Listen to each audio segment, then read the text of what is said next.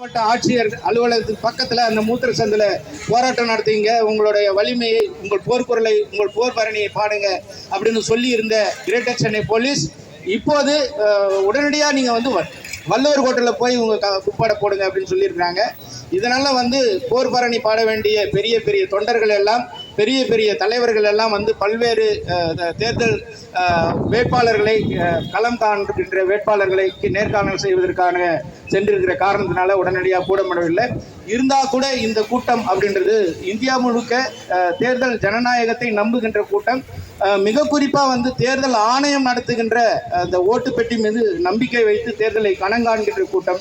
அதனால் வாக்காளர்கள் அதிகமாக தங்கள் வாக்குகளை பதிவு செய்யும் போதுதான் வாக்காளர்கள் நேர்மையானவர்களாக இருப்பதை தாண்டி நேர்மையாளர்கள் வந்து வெற்றியாளர்களாக, தேசத்தின் பாதுகாவலர்களாக, தேசத்தின் சொத்துக்களை, மக்கள் வரி பணத்தை கையாளக்கூடிய தகுதி மிக்கவர்களாக தேச நல சிற்பிகள் வருவார்கள். அதனால் வாக்கை அதிகமாக வழங்குங்கள் அப்படின்ற வேண்டுகோளை வச்சு இங்கே நம்மளுடைய ஜெயக்குமார் அவர்களுடைய வேண்டுகோளையும் அவருடைய விருப்பத்தையும் நிறைவு செய்யும் விதமாக அவரின் அழைப்பை ஏற்றும் தன்னார்வலராக வந்து இணைந்து கொண்டிருக்கிற அனைவருக்கும் நன்றியும் பாராட்டுகளும்.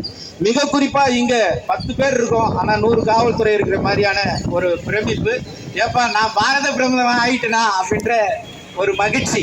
ஏன்னா பாரத பிரதமராக மாறப்போவது நான் தான் அப்படின்ற அந்த ஒற்றை நம்பிக்கையோட எனக்கு வாய்ப்பளித்த இறைத்திற்கும் இறைவனுக்கும் நன்றி பாராட்டி, உங்கள் மனசாட்சியாக களத்தில் இருக்க போட்டு பாருங்க ஓட்டை, மாற்றி காட்டுற நாட்டை அப்படின்ற ஒற்றை வேண்டுகோளை வச்சு, சுட்டெரிக்கும் சூரியனை கூட நாம் நினைத்தால் பட்டி பிடித்து கட்டி கொஞ்சி குழாவி குழந்தை பெற்றுக்கொள்ள கூட வாய்ப்பு இருக்கு.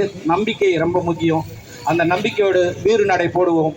வெற்றி நமதே. ஜெய்ஹிந்த். நன்றி, வணக்கம்.